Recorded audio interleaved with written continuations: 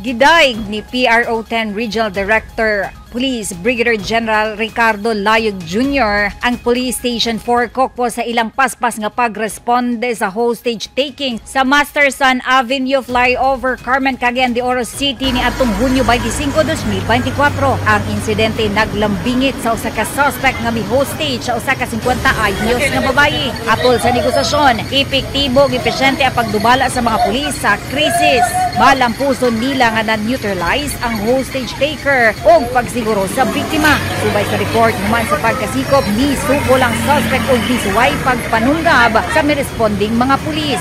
Usa ka opisyal ang nakaangkon og samad dinunggaban sa tuong nga paa, samtang ang biktima nakaangkon og samad dinunggaban sa tuong abaga ug wala nga tudlo. Ang suspect anaa karon sa Maharlika Detention Cell alang sa tukmang disposisyon nga nag-atubang sa kasang frustrated murder. Rhea Montecalvo, Newsline Philippines. Stay safe.